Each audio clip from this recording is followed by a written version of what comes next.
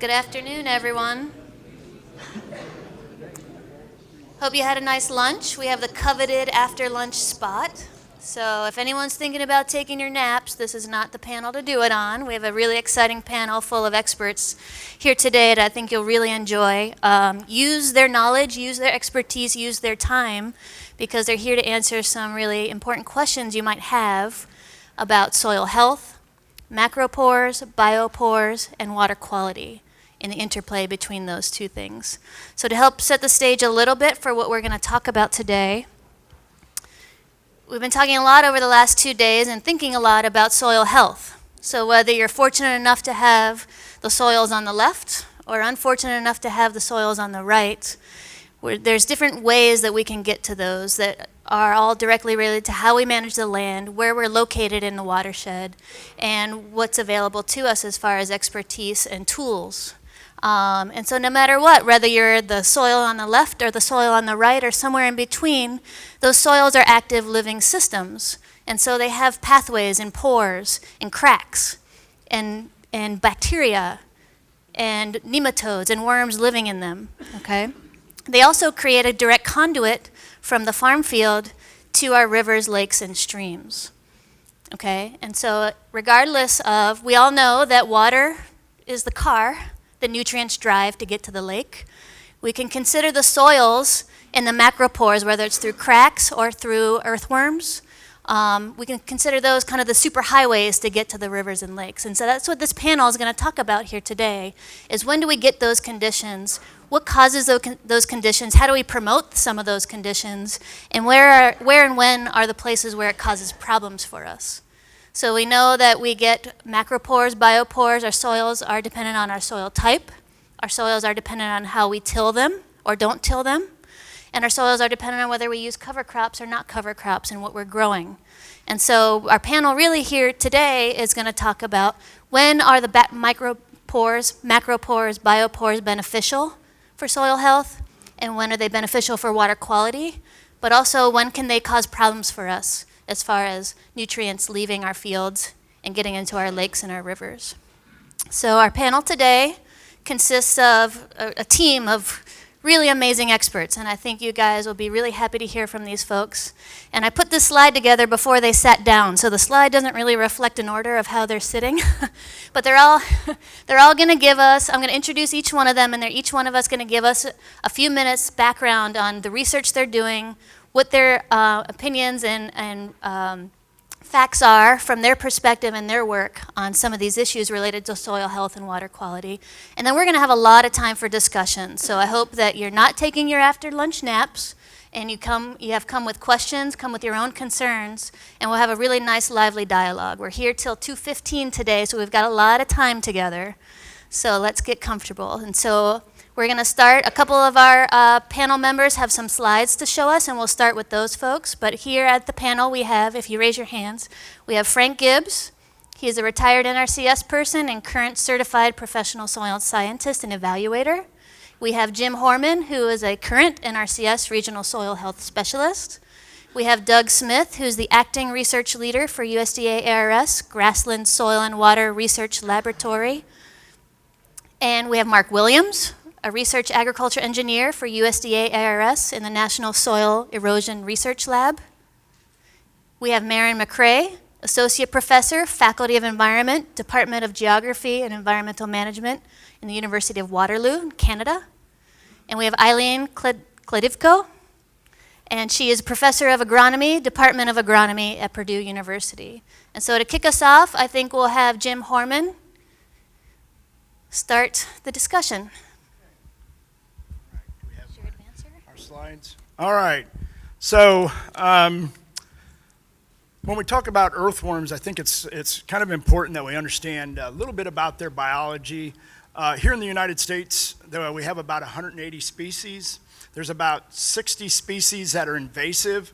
Worldwide, there's somewhere around 6,000 species, okay? A lot of people ask how long do these earthworms live, and under ideal conditions, they could live anywhere from 4 to 8 years. But a lot of the smaller ones probably aren't going to live that long. Some of the ones that are deeper and more protected probably live maybe a little bit longer, on the longer end of that. But if you have really good soil health, what's a good number of earthworms in the soil? I was doing some investigating of this. They say about 25 earthworms per cubic foot of soil, and that's equal to about 1 million different earthworms per acre.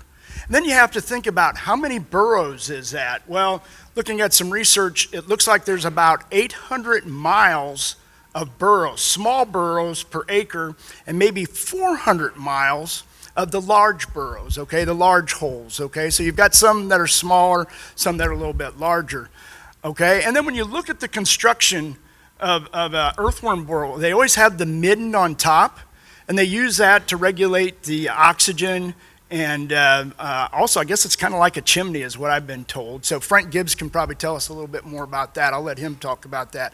How much do they eat? When they're really active, they can eat about a third of their body weight. But what they really do is mix the material up, inoculate it with bacteria and different fungus. They move a lot of mycorrhizal spores around, they aerate, and they increase infiltration into the soil. So we've got a slide here that just shows you a little bit of many nutrients there are in there. So if you look at the aggregate stability, there's almost 11 times, a little bit over 11 times more aggregate stability in that cast that they give off. So that's basically the food that they're pooping out is that cast, okay? And that's anywhere from 849 was the number that we have in this study, whereas in the rest of the soil it's about 65. If you look at the amount of available calcium, it's 8.9 versus 2, so you got about 4 times more available calcium. And then potassium, you're looking at the difference between 0.6 and 0.2, so at least 3 times more. Now, Odette Menard has done some research in Canada, and she's finding that it's about 9 times more up there. If we look at the phosphorus, available phosphorus, 17.6 versus 6.1, that's about 2.5 times more available phosphorus, but Odette is finding 11 times more, okay, soluble phosphorus. And then the last one is that total nitrogen, about 0.33 versus 0.12 in the rest. So a good 2.5 times, and again, Odette in one of her studies found 7. So one last thing, you can imagine this being a burrow. Could you hold that for a second? I'm just gonna yell, but if we're in a conventional system, do we have very many earthworms? Why is that? Because we're burying the eggs. And the eggs have to be at a certain point and a certain moisture in the soil, so we start to kill off the future generations. Now, if we get to a no-till situation and we have all these soluble nutrients I talked about, it kind of acts like this piece of tile, doesn't it? It could move those down, but that's an incomplete system. Okay, what we need is a biological valve to stop this earthworm. So if I put my arm in here, which simulates a root, guess what? It's going to slow that water down, and it's also going to be absorbing a lot of these soluble nutrients. So if you look at the next slide, and this is my last slide, follow-up, I actually have a couple better ones, but roots really follow these earthworm channels year after year after year, and they expand it out. So we're going from a macropore to get that water in very quickly, to micropores, and then to biopores, where a lot of these nutrients can actually be taken up. So if we follow the full circle, conventional, probably don't see too many of them, but we got a lot of preferential flow and cracks in the soil, gonna have a direct conduit going down to our tile. No-till, well, if we don't put that biological valve in there, could very, very easily go, but where we have no-till, long-term no-till, and cover crops, I don't think we have the problem there because a lot of these nutrients are gonna be absorbed by that live plant. So I'm gonna pass it on to the next one.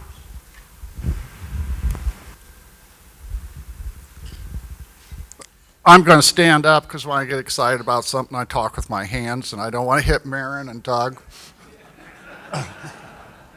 So I don't have a pointer, but here's the first slide, number 1. Macropores encompasses a whole bunch of things. If you look at the bottom here, it's macropores created by plant roots, soil cracks, soil fauna, aggregation of soil particles into those little PEDs, that structural units that we want.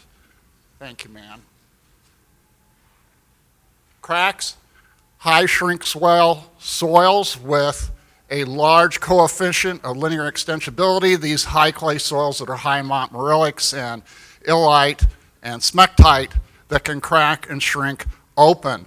I have been studying these for over 40 years. This is my honors thesis at Ohio State.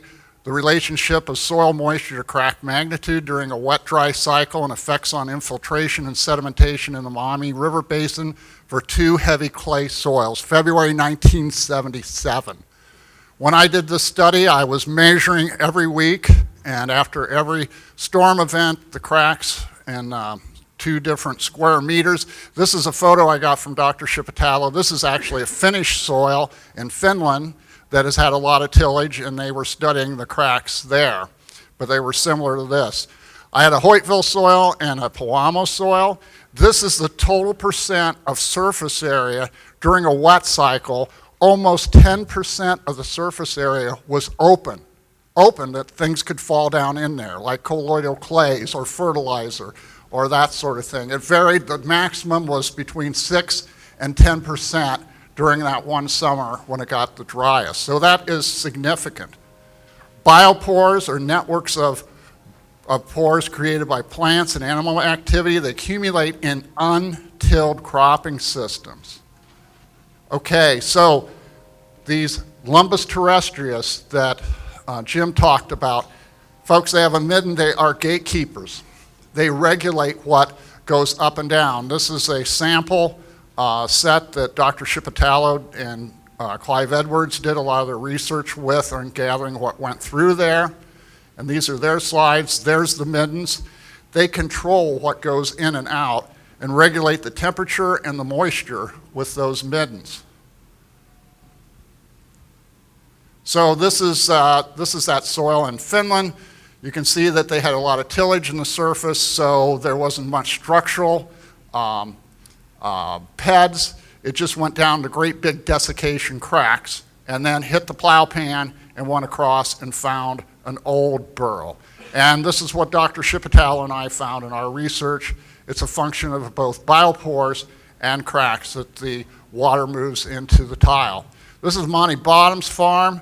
I happened to hit this just right when it was cool. It was overcast. The middens were open. This beautiful soil had been like 25 years in no-till and cover crops, a mala soil. I had smoke 30 feet wide, 300 feet long. And the next day I ran it again, and I had half that amount because a storm was coming in and they closed the holes down.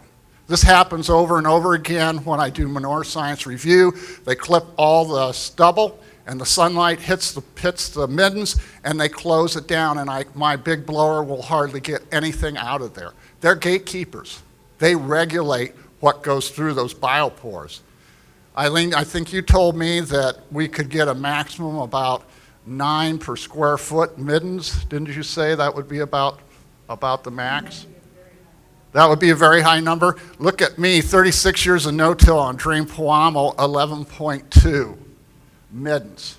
Think of that. Those guys are actively regulating that in those middens. This is Les Seiler's farm, where we did a study where they took, we took in the spring, and on the 22nd of March last year, we took every stick off of this. He had 22 pounds of seed put in through his Kinsey planter, split into 4 pounds of small and 18 pounds of large. And then we took this to Spectrum Labs, weighed it, and we had 12.3 tons of dry matter on that surface. And by the time we had the field day, the night crawlers had eaten every bit of that and taken it down and incorporated it into their burrows 6 feet down in the soil. This is miraculous. This paper here is really concerned me. The increased soluble phosphorus loads of Lake Erie, unintended consequences of conservation practices. They defined high residue management, which would include no-till and strip-till, was estimated to have a C value of 0.15. If you go and look at that, 0.15, you could be doing mulch tillage with just 30% cover and tearing the ground up all over the place. And that would have a C factor of 1.5. My feeling is that the stratification problem is still being caused by tillage.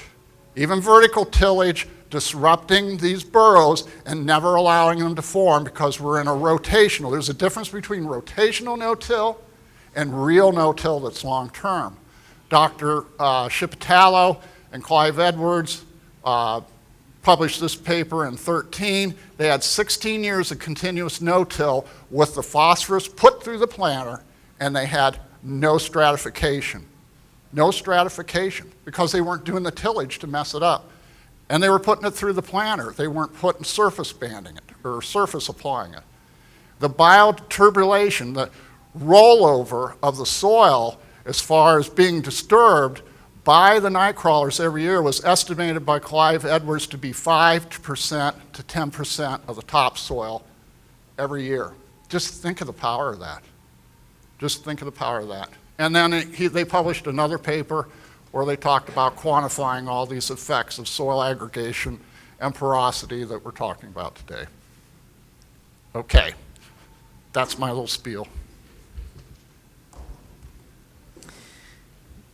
Okay, so I'm going to lead off those of us who didn't bring any slides for this particular occasion.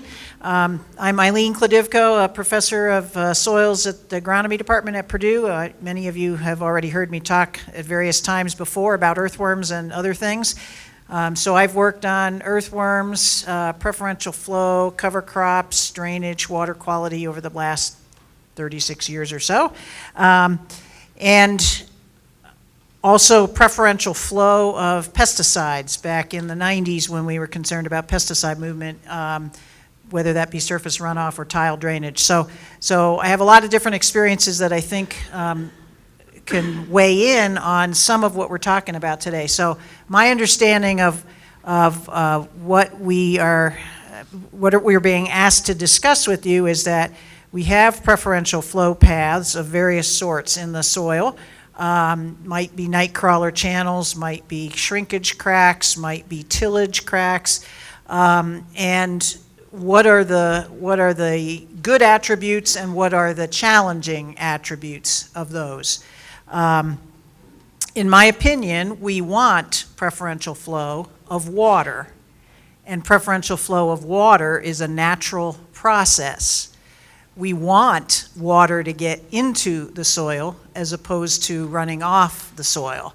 So if we have a soil that has these large channels that can handle the intense rains that we get, but yet the soil is healthy enough that when we have a lighter rainfall, the rain gets into the matrix of the soil and you don't have ponding on the surface such that it goes down into a macropore when you have a light to medium rain. But when you have a heavy rain, I'd still rather take my chances on getting water into the soil than getting it running off the soil. In fact, I want it in the soil.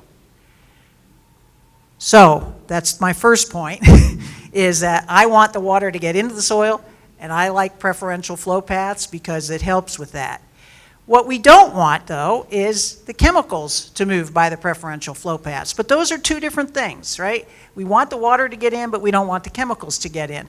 So what does that mean? It means several different things. One is, let's not have a whole bunch of chemicals sitting on the soil surface so that when we do get a big rain event and the water's moving down through cracks and channels, that the chemicals go with it, okay? How do we do that? Well, a number of different ways. One of the ways is to get the chemical into the soil matrix by subsurface injection, subsurface banding, something.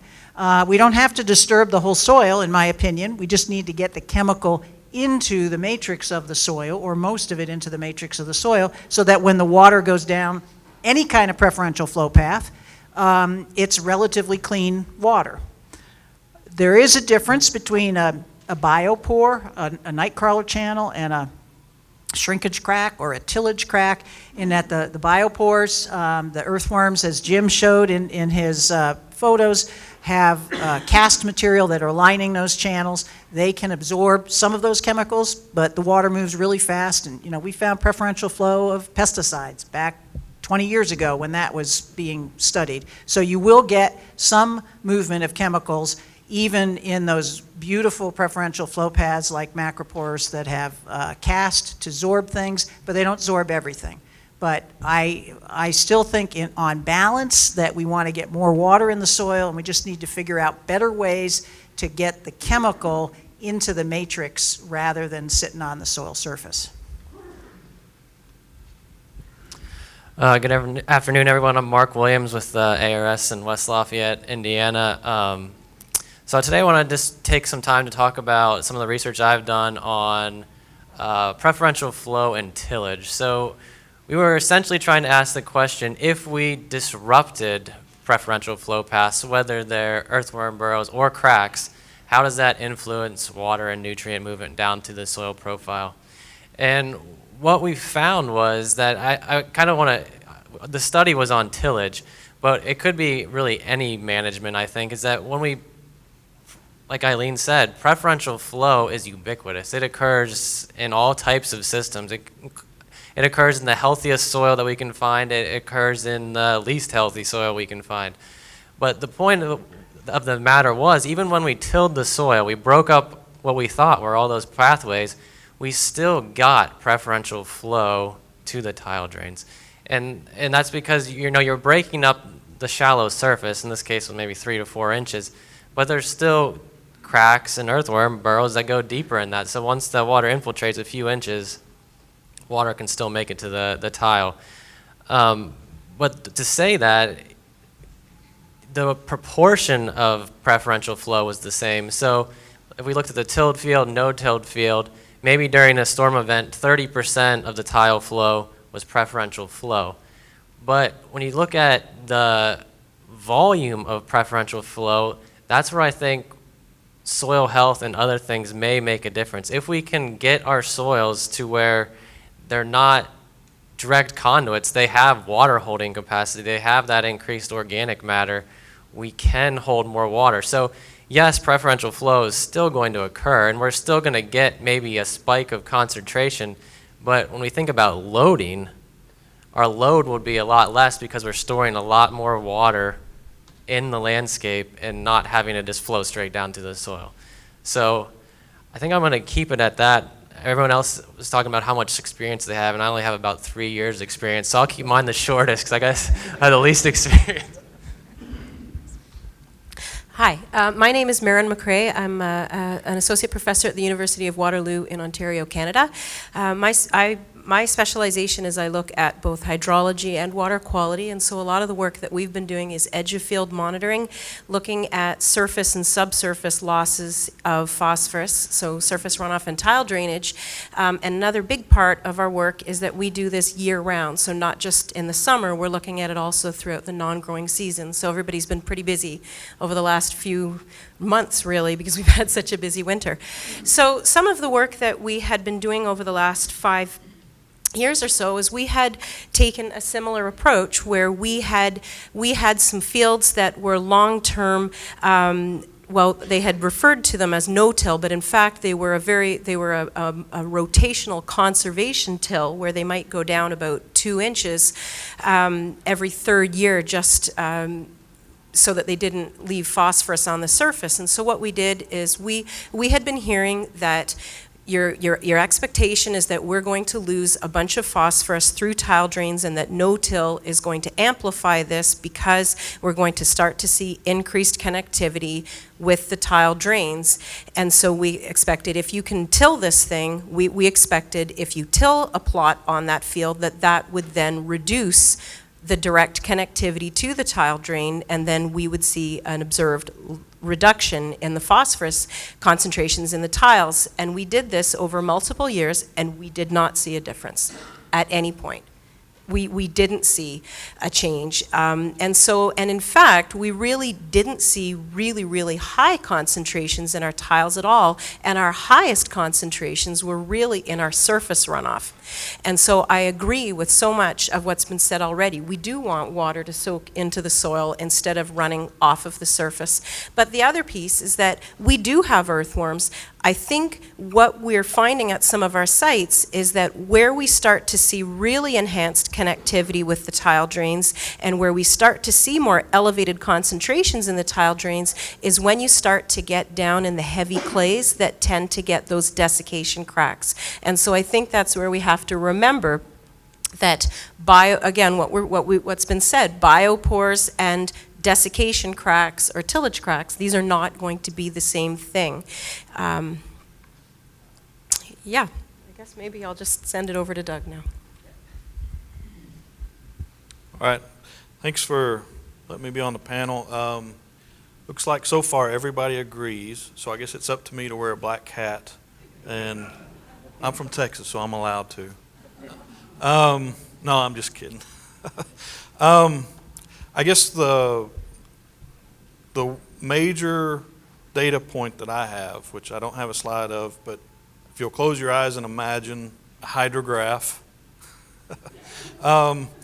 So for Indiana, where we had some fields where we monitored both the surface runoff and the tile drainage, and we had very high resolution. About every minute, we collected a data point on the amount of water moving, and we found that it was within 2 or 3 minutes of when the peak discharge occurs in the surface versus the subsurface. So I guess that's one of my big data points. And you can't really, based on how we were studying, you can't really break that up between whether it's biopores or cracks in the clay. I will say that it was probably 2010 time frame. We were at a meeting with the state NRCS up in our watershed. We were in an office sitting around a table talking, and they said, well, do these soils crack? Now, as a point of reference, I grew up in Texas on smectitic soils, and seriously, one of my earliest memories, I had to be at about 4 because we moved away from this house when I was 4. But I remember sitting out in my backyard and looking at the soil and seeing all these cracks that I live on the same soil now, and in the summer I can go and I can stick my hand down in these soils to about my wrist. So with that as my frame of reference, I said, no, these soils don't crack, very confidently. So we went to a field site and we stepped out, and I looked down as my boot was hitting the dirt, soil. Sorry, I'm a soil scientist. Sorry. So as my boot was hitting the soil, I noticed there were some cracks, and I thought, I'll be danged. So there were some smectitic or more montmorillitic soils out there. Cracking is not nearly as big. It's only about as big as a pencil lead, but it's still there. So I can't rule out that that's what was causing the hydrologic connectivity between the surface and subsurface. Look at my notes here. Stratification, the point on stratification. Published a study, I don't know, 2 years ago maybe, from some data in Indiana, where we were interested in this point of stratification. And one of the treatments that we implemented was tilling the soil, because we thought that tillage was going to solve the stratification issue.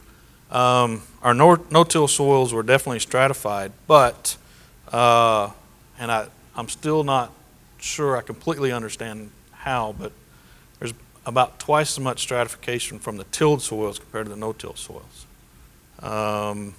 So, and I agree with the points that have been made so far that we need to find ways better than just surface broadcast to get nutrients, particularly phosphorus, to the soils.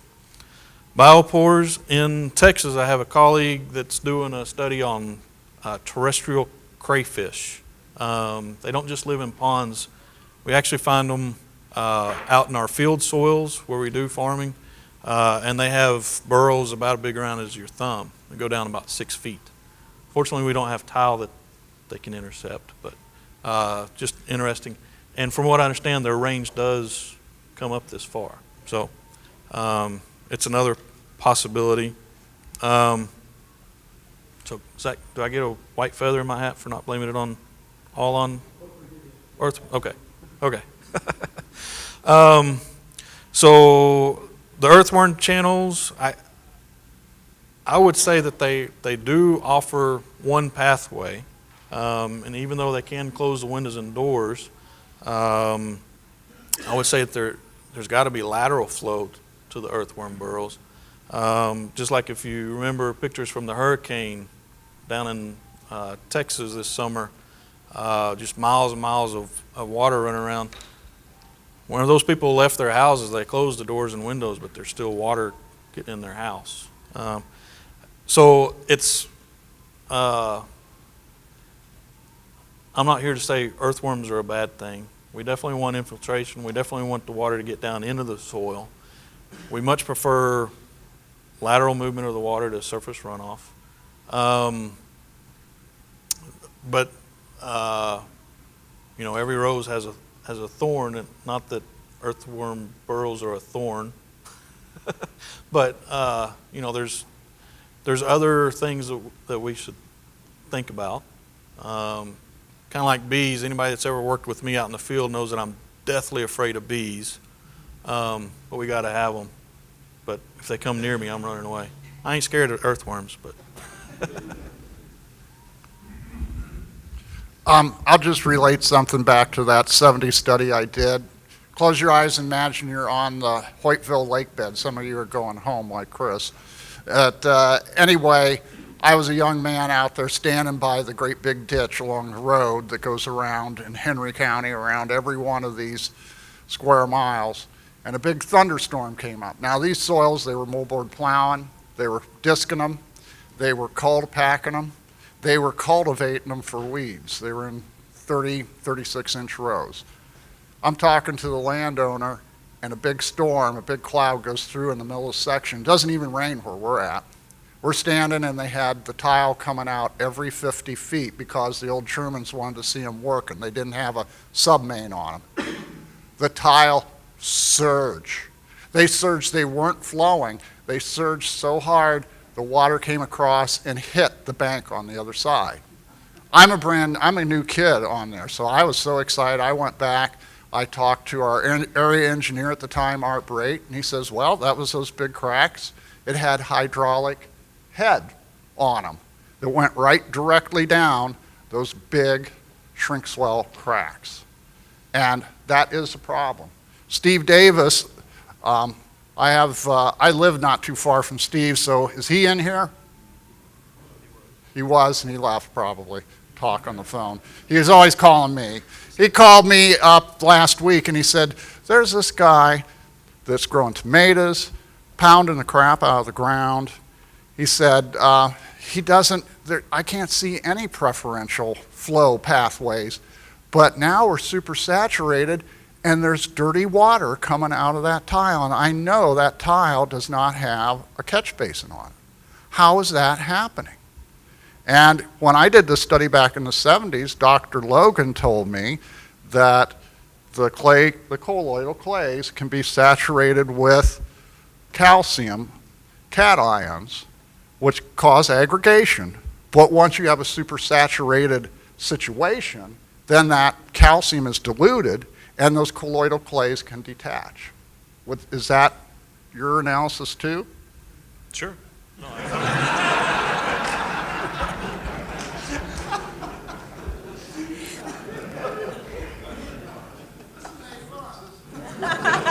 I know we all agree. Yeah, so. Steve said he was going to leave if there was no blood by the end of the first. No pressure. Okay, yeah, so when I was talking about some of our sites where we had the till and the no-till plots side by side and we didn't see any sort of a difference, a lot of what we were doing was trying to understand, well, we expect this difference. We expect to see dissolved phosphorus coming out of the no-till tiles, and we're not seeing it. And so that's one point. We weren't seeing that difference, but we were, and one other thing that we were also seeing in our tiles was particulate. So probably 3/4 of the phosphorus that was leaving, of the total phosphorus that was leaving in our tiles, it's fines, but it is still particulate or phosphorus that's adsorbed to sediments. And so I do think that there is absolutely the ubiquitous preferential transport that we're seeing, that's absolutely happening, and I think that's what's routing some of these materials into the tile drains. But I think a big reason why we weren't seeing, another big reason why we weren't really seeing a lot of phosphorus that was being moved into our tiles is that there was a lot of nutrient management and subsurface placement going on. And so the farms, they're not leaving phosphorus on the surface at any point. And if they do, if they do have to do a surface broadcast, that's where they associate that with their, or they follow that with their very shallow conservation till so that they incorporate it. And I think that by managing that, that is really helpful in not having a lot of phosphorus being lost through the tile drains. So I think it's not about controlling connectivity. I think we have to control the supply and what's sitting there and how we apply it. And so I think this is where the 4Rs is really going to advance us. We also want to open this up to your questions. So I got to pick a little bit of a fight. Nothing major. But why is it when we're studying these systems, we only look at two? We really should be looking at three. Conventional, no-till, and then the ideal no-till with the cover crop, having live roots year-round, okay? So we have four major principles that we're really trying to promote with Soil Health Division. Minimize soil disturbance, maximize live roots, rotate your crops, and maximize the surface residue, and then increase your biodiversity. Okay, all those do what? They improve your soil health, okay? And if you guys want to learn more about it, then you can go to Unlocking the Secrets of the Soil, okay? So that's our new soil health handshake that we're trying to promote among the districts, okay? So just to give you an idea, if you follow those four principles, I think we're going to see a lot better water quality. That's the whole thing I'm trying, and I think better plant growth. So those are the principles we're trying to get across. We have a couple questions already, so you guys have given us a lot to chew on, and I just want to say for you guys, this team of people up here can talk probably for weeks on their own each with the knowledge they have, and so to limit them to just a few minutes opening has been really miraculous to see, so thank you. So our first question. And I don't want to go off subject too far, but I'm going to say we got a panel up here that has 40 years of knowledge each. So we set through a lot of these and we see the numbers on the board, and they're saying we're putting less phosphorus out there, we're losing half a pound to a pound per acre. What, you guys, your consensus on preferential flow, what consensus do we have? What part of the picture are we missing? If we continue to squeeze down what agriculture is letting run off, and we know we need to keep doing that, whether it's filter strips or addition of cover crops, what part of that ecology has not been studied to this extent? I'm simple-minded. I don't have a PhD. Tell me, is there a disconnect there, or am I wrong?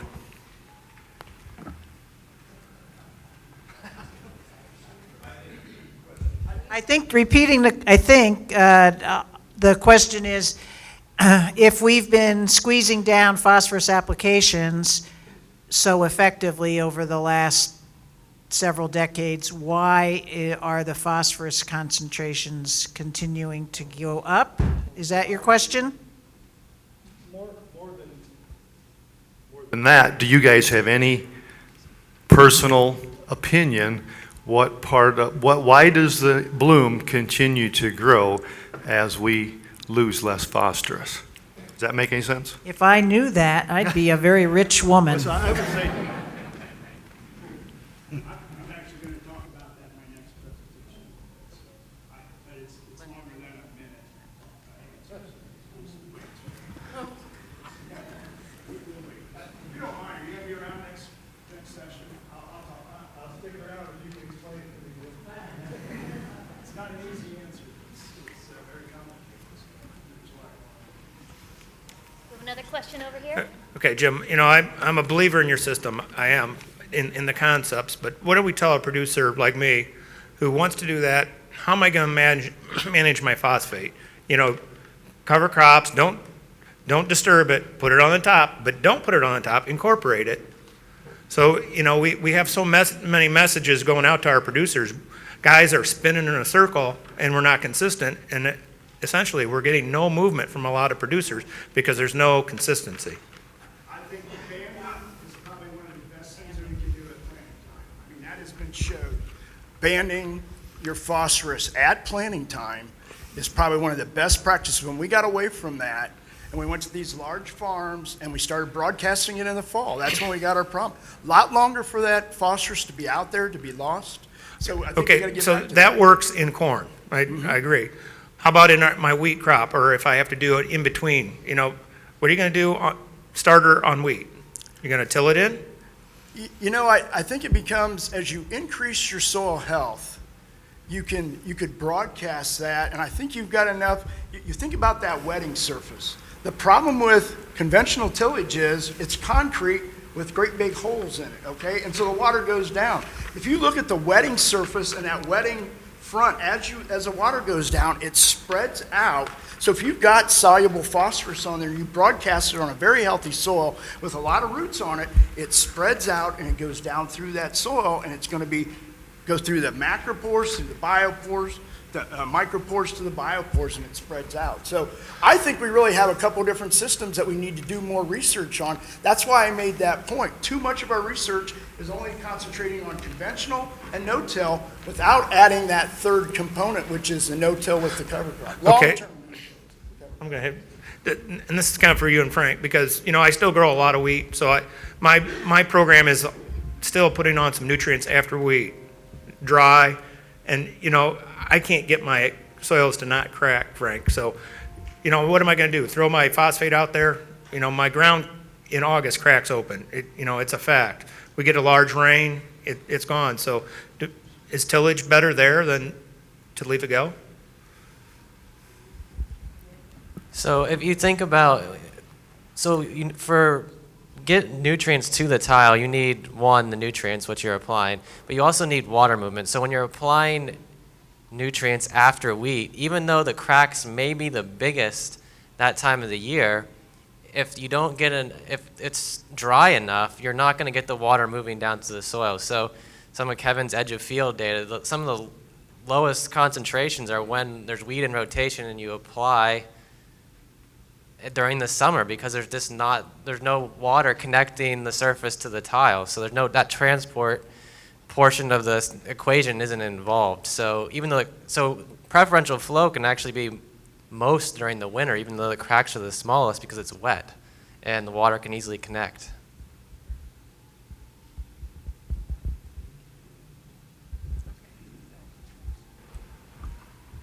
How many of you ever found wheat roots in your tile?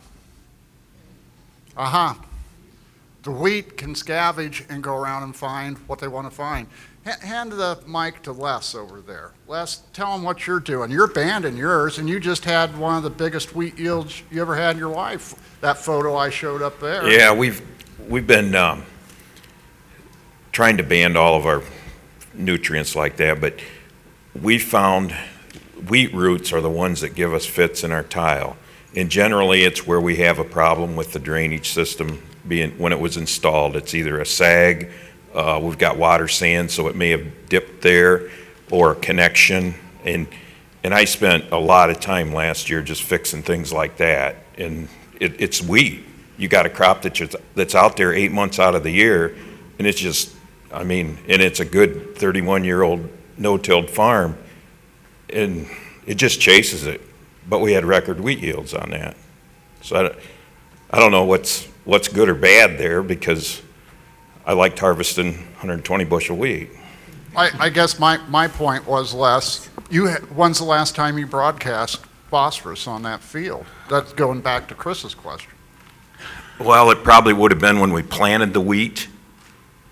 This is a farm that's, if you looked at the soil test, you'd laugh at it, because the numbers are low. So that's the biggest issue we have with our system, is we broadcast fertilizer at wheat planting time. We don't till it in. The drill is our incorporation tool.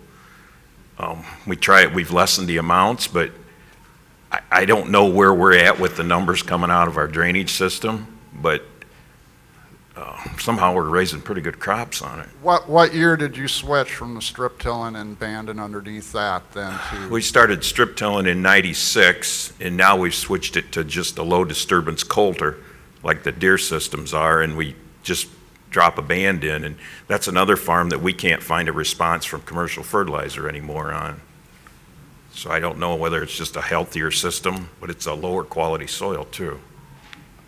Okay, do we have any other comments from the panel on this line of discussion? Okay, we have another question here.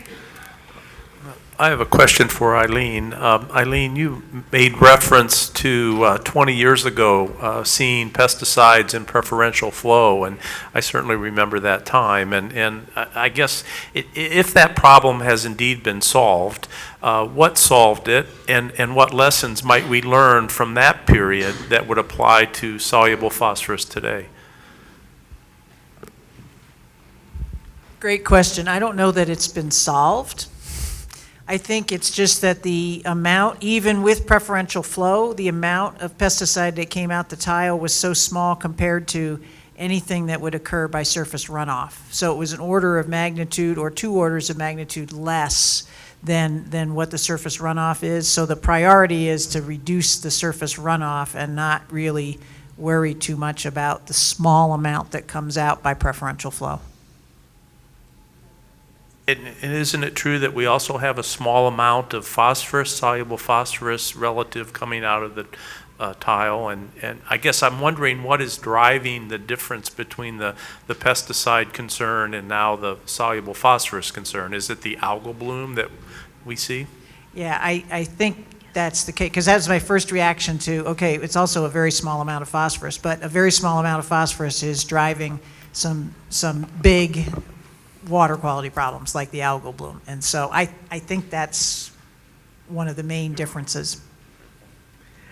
You know, one of the things we had up there splashed on the title was the macropores, but the macropores are really a smaller component because as you build your aggregate stability, you have micropores and all different gradations of pores until you get up to the macropore that are pulling this water into the soil. So on a percent basis, macropores, do they occupy 10% of the pore space? 2%.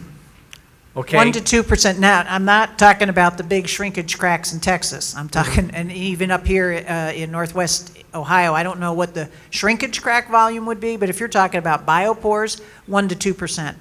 Okay, and for that macropore that's taking water in, the amount of water it takes in, how does that compare to all the rest of the pores that are pulling that water into the soil? And because they're a smaller pore, they're holding it there for plant availability. Well, the amount of water that can flow through the macropores is proportionately much higher than their surface area would be if you're under a heavy rainstorm condition, and that's what the challenge is. So they may only be 1 to 2% of the surface area looking down, but you know, it could be 20%, 30% of the flow that goes through those channels under those heavy rainstorm conditions. And I wouldn't stake my life on my number, 20 to 30%, but the point is much, much more than just what their surface area is. And some of the other panelists might have a number on that, but there you go, Mark. Yeah, so we did a study in just north of Columbus, and it's variable by a storm event. It could be 20% of tile flow could be from those macropores. It could be 70%. It's just all based on intensity, how wet it is, and a whole bunch of different environmental factors. Got a question up front?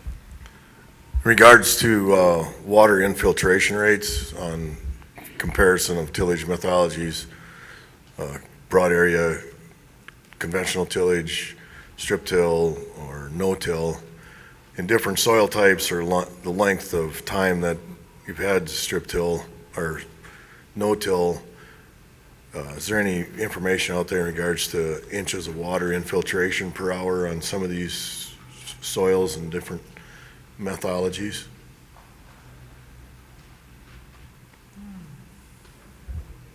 I'm guessing it's going to be variable based on a lot of other things too, like rotation and residue cover and all those kind of things. So I don't know if there's a standard number you could, it would be, they probably all overlap to some extent, and it depends on the individual field.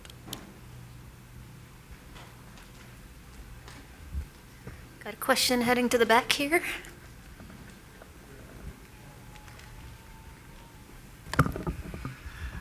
Mostly, I'd like to know what the cropping practices are in Ontario. You've got gobs of lakes and water issues, I'm sure, all around your province, and I don't ever see any algal blooms coming out of Canada into Lake Erie.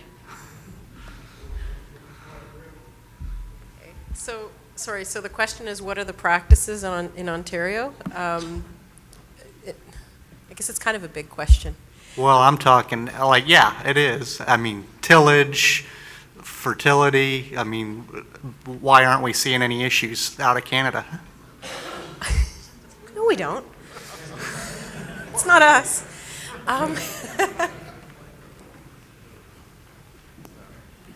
Simcoe. Yes. Simcoe. Okay, so in terms of Ontario, in terms of, if we start to just look at what kind of agricultural systems we have, if we go down towards, so there's a certain amount of regional stuff that we have to look at. So if we look really down at the southwestern end of Lake Erie, once we get into the clay plain, so much like the soils around here, we see a lot of corn, soy, wheat rotation, and sort of and just a little north of Lake Erie, it's corn, soy, wheat, or corn, soy. You don't see as much livestock down here, and what happens is as you go north and eastward, and you get into maybe a little bit cooler climates, and we get into more sloping ground, that's where you might start to see more livestock or specialty crops and things like that. In terms of what people are doing with respect to fertilizer application, I know that OMAFRA, so the Ontario Ministry of Agriculture, Food and Rural Affairs, there's a lot of education and outreach that goes on. They have nutrient recommendations, and so people are encouraged strongly to use nutrient management. And I can't give you a number of how many people are tillers versus no tillers. There's not much deep tillage, but there are quite a lot of people that, there's not really a lot of true no-till. A lot of people tend to have what I was talking about earlier. So if they're a no-tiller, they're really a mostly no-tiller, but every once in a while they may have to do a little scratch. And anybody that really, a lot of the no-tillers that are out there, they don't leave things on the surface. So they would subsurface band it, or they would apply just what they need. So the other thing is that we tend to apply, more of our farmers tend to apply with the idea of whether you build and maintain or you apply what you need. So they're really only applying what they need for that crop, and they're putting it on in the subsurface. And this is some of what we're trying to do. And there's a lot of other things like wascobs, or water and sediment control basins, and riparian buffer strips. And these are just, and so a lot of the other things we're trying to do is get people to use stacked or bundled BMPs. So not one thing or two things, but do as many of these things as you can. So these are just, I mean, I don't know, I can't speak to how different it is here versus there. I just know this is some of what people are doing, but I find that when people are using these very, really stacking their BMPs on top of each other, a lot of the edge of field sites that we do have, we're really seeing quite low loads coming off of those. So, I mean, that's not everybody, but I don't know if I answered your question, but. We have a good question back here. So Eileen, you mentioned that the macroporosity in soil is about 2%, right? How do we quantify that? Because it's so highly variable spatially and temporally. So what are some methods that we could use to quantify macroporosity in soil? So you understand that was a very rough rule of thumb that I said 1 to 2%. Yes. Okay.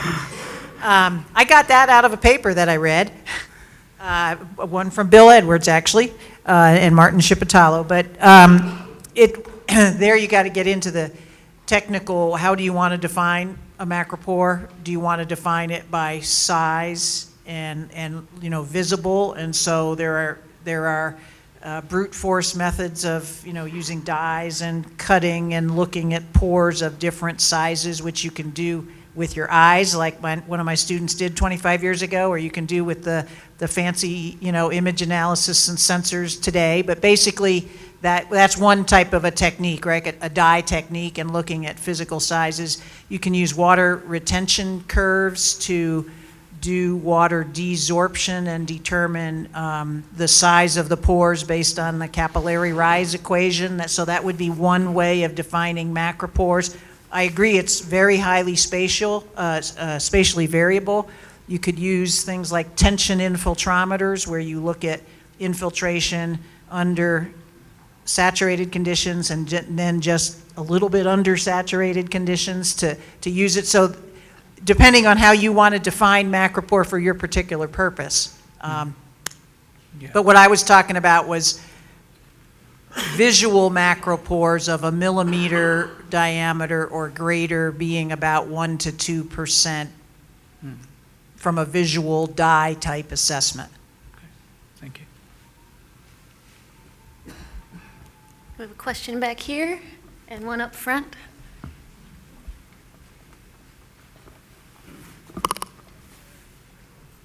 I'm not saying this as much as a criticism, but somewhat of frustration. I want to address the comment the gentleman made a few questions ago about you get kind of conflicting reports coming to this conference. I've been coming pretty steady for a number of years, and the last few years I spent most of my time in this room. But because I'm in the Maumee Erie watershed, if there's something on the schedule that pertains to that, I have spent some time going to listen to other speakers, and I don't want to mention names. I didn't hear it this time, but probably 2 or 3 years ago, one of the speakers advocated moldboard plowing every 3 years or something. I mean, how are we supposed to know what the right thing is? Like I say, it's not a criticism, it's a frustration. How do we address this? I mean, if we're going to follow no-till and cover crops and then plow every 3 years, it's going to take more than 3 years to get something established that we can really get good results, so we're never going to get anywhere. I mean, I've said enough. I think you get my point. I share your frustration, even though I'm not trying to run a farm and listen to people that have all these suggestions. And I think a lot of times we need more discussion and debate, and I guess that's part of what this was hoping to do, is as part of that.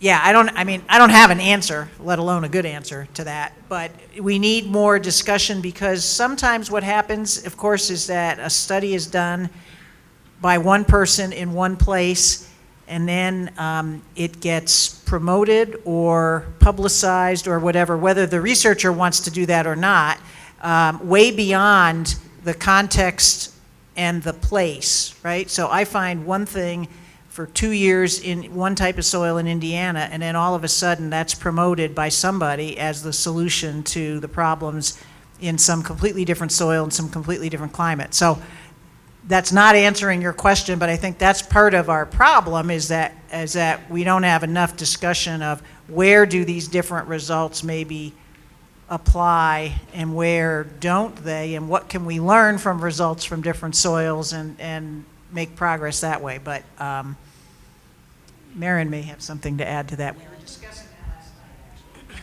Yeah, I mean, it is hard, and often people want, well, I mean, I often speak, and I'll have somebody say, what's the one thing I can do to reduce phosphorus off of my farm? And I'm like, there isn't one thing. And it's hard, I mean, especially if you're trying to generate policy or get messaging out, we're trying to look for a simple message for something that's not a simple problem. And I mean, there's this sort of continuum. I mean, it's not like one thing is going to make all the difference, but at the same time, it's not totally site-specific, because if we say, oh, it's really, really complicated and really, really site-specific, well, then that's easy to throw our hands up and say, oh, it's too complicated, we can't do anything about it. So we do have to try to come up with a message, and we do have to be better with our messaging, and part of it is also, I think, sometimes there are some aspects of science that we know, and other things we're still debating. And it's like what you said, this might work better here, and this might work better there. And so I think in our messaging, that's some of what a lot of us are trying to do, is try to come up with a clearer message to say, hey, if you live here, this is probably the best approach for you. And if you're over in this situation, this is probably better. And that's, I think, something that a lot of us are trying to work towards. But we all share that frustration, the same frustration that you do, and we're aware of that it's confusing and frustrating. So. We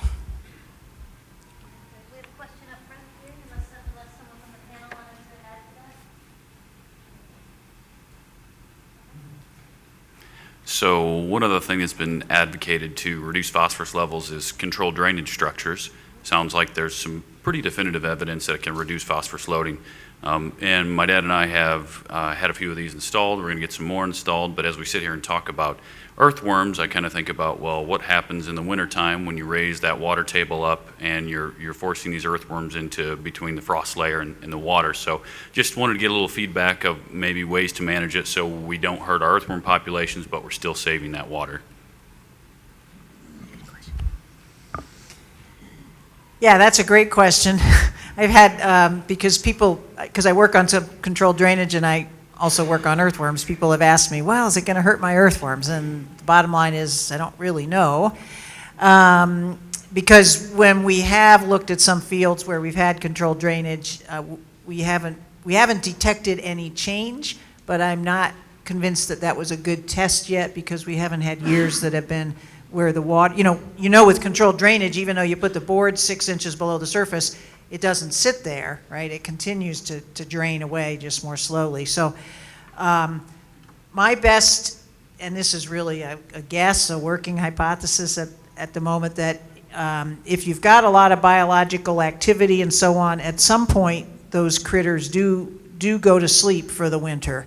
So, and I also do work on cover crops, right? And if we're trying to grow cover crops and we want to have them grow further into the fall, I think there could be a bit of a compromise there, in the sense of don't raise the water, don't put the boards in immediately after harvest. So for cover crops, for example, that's a little bit more clear. I would wait maybe until the cover crops go dormant or winter kill, so maybe the end of November, and then put the boards back in. And so I would think it would maybe be a similar thing with a lot of our biological activity, that they pretty much go into they either die or they go into a hibernation stage in the winter. And so I think in the main part of the winter, it's probably not that detrimental.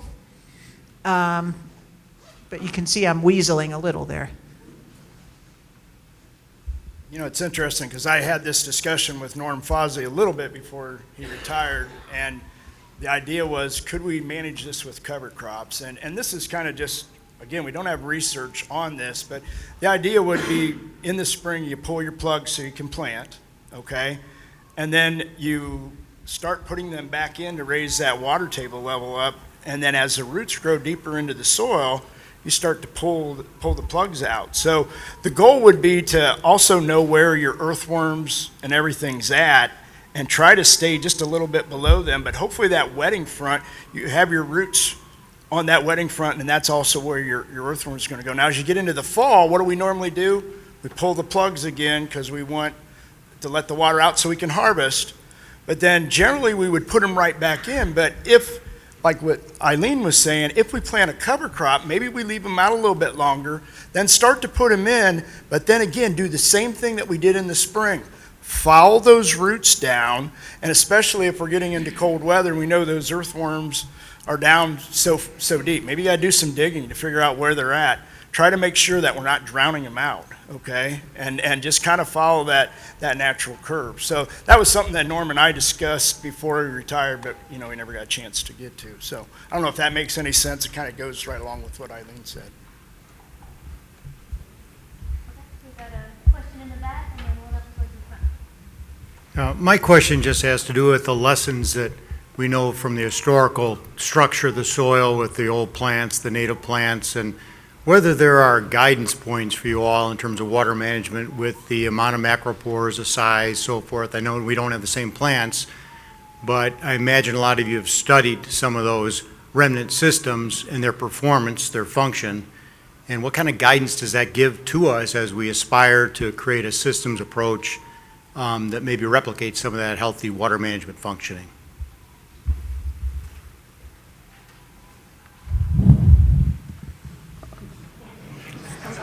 You stumped him.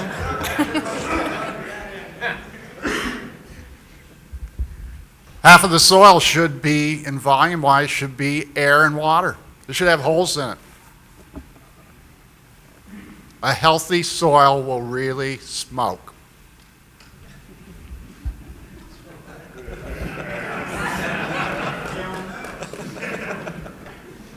And I'm not entirely clear on how to answer that question. The one thing that I will say relates back to Texas, where we do monitor some fields, and one of the sets of fields that we monitor is native prairie. And believe it or not, the water coming off the native prairie is not pristine. It is clear, but it's not without nutrients. Or we also see E. coli in it, a lot of that from wildlife. So, and to be quite honest, I haven't looked below ground in that field. So I'm not sure that I can completely answer your question probably to your satisfaction. Every system leaks, and this little amount of phosphorus we got going in the tile, hey, at least it's in a pipe. We can do something with it. It's not running overland.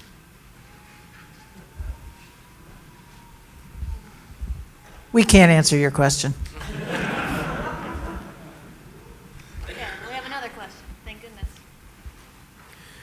My question is this: I hear wheat grown on low phosphorus soils and so on. I just wonder, as soil health increases, do we still have the proper testing, whether it be P1, P2, malic, or whatever, to actually measure the phosphorus when it's organic form? Yeah, great question. I would say there are quite a few people that are asking the question.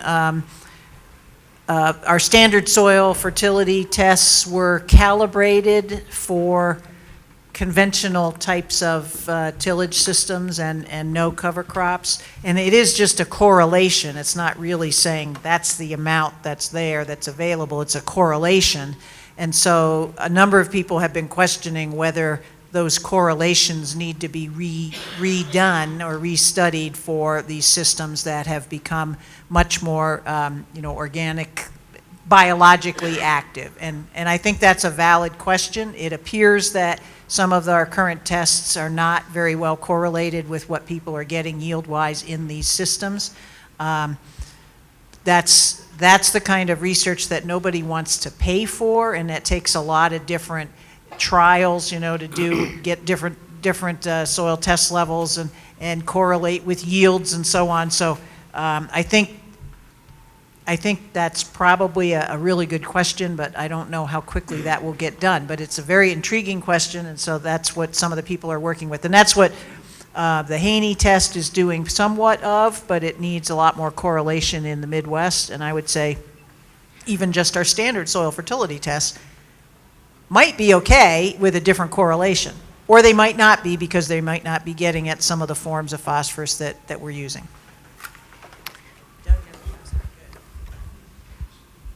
I'll weigh in on this one. So, very interesting point, and I agree with what Eileen said. I would say that our traditional soil tests, the Bray, the Malick, the Olson, were developed when we viewed the soil as a chemistry set. And our understanding of soil, particularly in the last probably 5-10 years, has really evolved to it's a biochemistry set. So when we pounded our soils with tillage, crop, tillage, crop, it was just a chemistry set. There wasn't as much biology in there. I worked with a farmer south of Lafayette who gave me his soil test phosphorus maps as well as his yield maps. And I was amazed that he had some soils that were critical for phosphorus, 6-7 parts per million, in one field, and then in another part of the field, it'd be 60, 70 parts per million. But the parts of the field that were 6 or 7 had the highest yields in it. And so I asked him what was going on, and he said, well, we've been no-tilling this field for 15 years. We hadn't put phosphorus out in a while because we've been trying to work to get our own phosphorus applicator. So we've only been putting on like 10 pounds of phosphorus with the planter. So our yields aren't hurting. So I think our traditional understanding of some of the fertility aspects are not quite up to date. We heard a comment from the audience earlier about maybe the fertility in these healthy soils is different than what our basic understanding is. So we're in an area of evolving knowledge, I would say. And I guess my title was acting research leader, so I'm currently Rick Haney's supervisor. So with that being said, the Haney test works great, and we all should adopt it.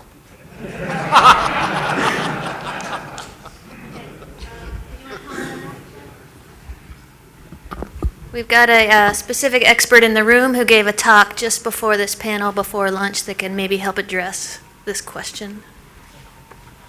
Thank you. I agree with everything that Eileen said about it is very true. The current soil test recommendations for phosphorus are they're empirical. It's an estimate. It gets you in the ballpark. It is not. They're not very specific to soil conditions, soil type, mineralogy, texture, and organic matter. So we think about the impact of no-till, cover crops, all that, healthy soils. We have to keep in mind, there's nothing magical about it with phosphorus. We're not fixing phosphorus. It's not like nitrogen fixation. We're simply changing the conditions of the soil. And our current soil tests do not take into account soil organic matter, pH, things like that. So a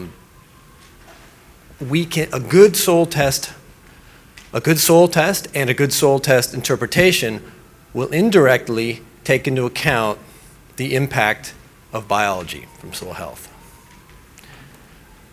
Now, the other comment I want to make with regards to the Haney test, if I understand it correctly, its recommendations are simply back calculated to Mehlich 3.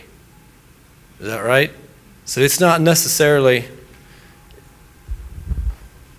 How does that work? I don't think that's correct. The recommendations, as far as I understand, they're not back calculated to Mehlich 3, but there are correlations between his test and Mehlich 3. Right. Okay. All right. My understanding was that it was that the correlation between Mehlich 3 and Haney's was used to make that phosphorus recommendation, which would make it. Well, in that case, if that's true, I don't know if it's not, you might as well just use Mehlich. So are they actually attempting to correlate the Haney test to yield directly? So there was a national project with producers providing soils, and there was that effort, but there have been some complications with getting input back about what the yields were from those fields. It would be, taking that approach and even just recalibrating the Mehlich 3 it would take, like Eileen said, it would take a monumental effort. We can't do it. We just can't. That's why I'm taking the approach I am, working backwards mechanistically, which I'm not going to waste any more time talking about that because other people need to ask questions. Okay. So I think that's a really important discussion, and maybe that's not part of this panel specifically, but I think that's a really good back and forth discussion about soil tests. So you guys maybe hook up. This is Chad Penn from USDA-ARS. He gave a talk right before lunch. We have a question in the back.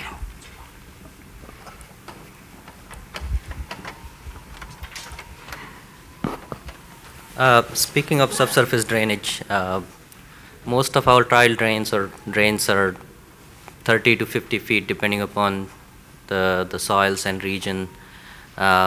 I was just wondering about the connectivity of macropores or biopores and so on directly with the subsurface drains, and do you think an approach which considers managing the soil directly above those subsurface drains may be a better approach than trying to think about the whole soil matrix in between those two drains or laterals? There's probably several people. You want to do that? I think the question was, our tile drains are anywhere between 30 and 100 feet apart, depending on what soil you are, and how far do the earthworm channels and other things that are connecting to the tile go, and therefore, what about maybe managing directly over the tile separately than the rest of it? Is that, yeah, okay. I'll just take the first stab at that. To me, that would not be something I would want to do because, first of all, a lot of our farmers don't know where their tiles are. And yeah, you can map them if you get it at the right time and you get an aerial photo, you know, right after a rain or a day after a rain or whatever. But I just think that would be a logistic nightmare. And so I'm not sure that would be a kind of a practical approach. I was going to agree with that, saying that we don't know where the tile drains are. But also, if you look at some of Frank's photos, it probably depends on the management in the field. You may have, you know, some where the smoke comes out really wide, but then other ones it's just really narrow. So how would you tell somebody to manage a certain distance without knowing that? It would be, so picking that distance would be even another complicating factor.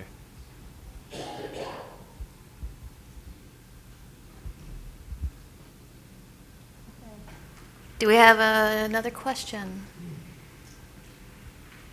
Okay. One right here in the middle. Is there any data to show whether earthworm macropores have the ability to retain any of these pesticides or fertilizers within the castings or within the matrix somehow? In other words, do they act as a cleanser in some sense? Yes. The short answer is yes. What's the long answer?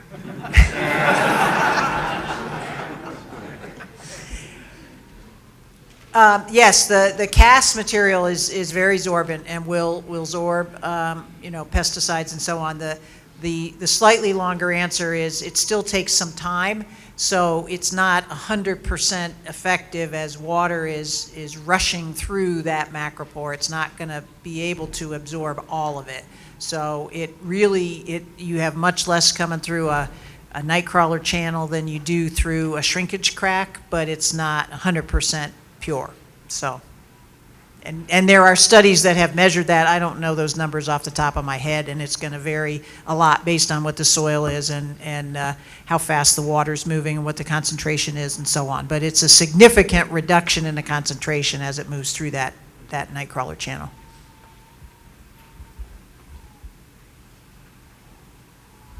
Some of the papers I put up there from Dr. Chipital and Bill Edwards addressed that, both in the excrement being like an activated carbon, and then the bacteria in the hole tearing down the structures of the herbicides. Bill Edwards' research, it was surprising. I was looking at that last night, and they were showing like atrazine was very active on atrazine and the effectiveness on the different compounds. So you could go to those papers, and I would imagine you have some too, Eileen.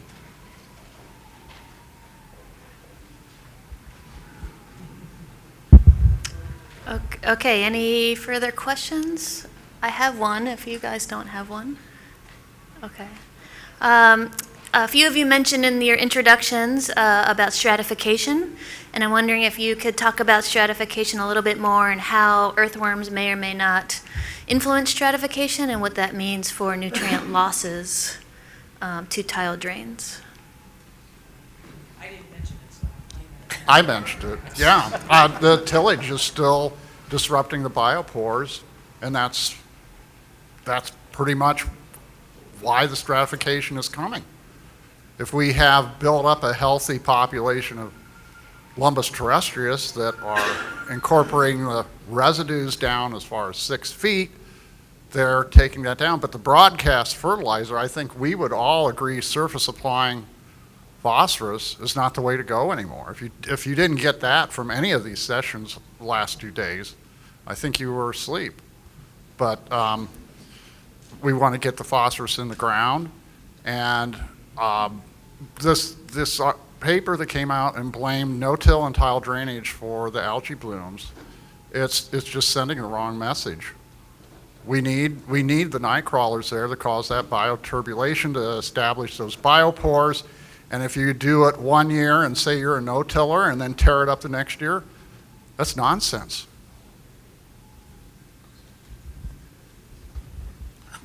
I really want to disagree with Frank. I can't really, but I was brought here to pick a fight, and that's the best I can do. So, with terms of stratification, my opinion is stratification is the cause of mismanagement of the fertilizer. Not necessarily that anybody with a stratified soil has done a bad job. They've probably been doing what's been recommended of them. But probably if you're a no-tiller and you have stratified soil, my guess would be it's because you adopted no-till, even long-term no-till, and you're continuing to broadcast fertilizer. And probably nobody gave you a recommendation on how to change your phosphorus management once you change your tillage management, would be my assumption. So, sorry, that's my best argument.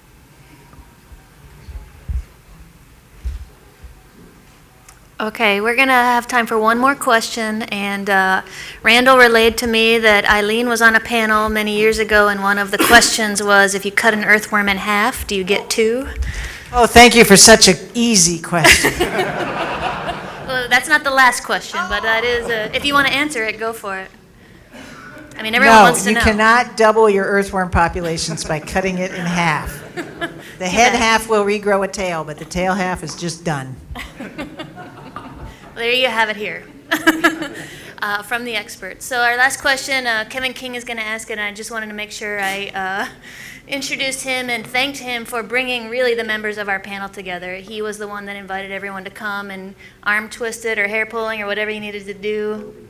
Bourbon. Thank you guys for coming here. So our last question, they're like, where's my bourbon? So our last question of the day will come from Kevin. So I guess maybe it's more of a comment or a plea messaging question, but we heard all of you in the beginning and throughout talk about infiltration and the importance of infiltration, and I wholeheartedly agree. But when we do that, our edge of field data that we have now, 150 site years of data, shows that most of the discharge from our edge of field sites and most of the dissolved phosphorus from our edge of field sites, 50 to 100% across those fields, comes from tile drainage.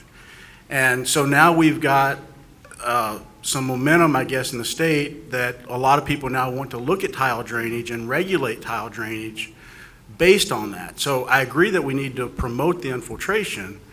How do we message, or how do we get our message to be clear that that is what we do want? We don't want the surface flow, and yet with the tile drainage, we're going to have the most, that's where most of our discharge is going to come from and most of the water quality transport. I mean, water's going to move one way or the other. And you're going to have phosphorus in it one way or the other.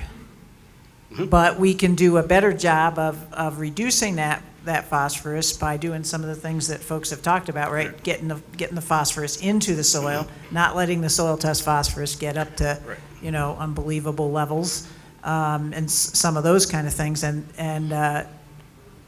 So I still think the point of the water flow into the soil and into the tile is a fine thing.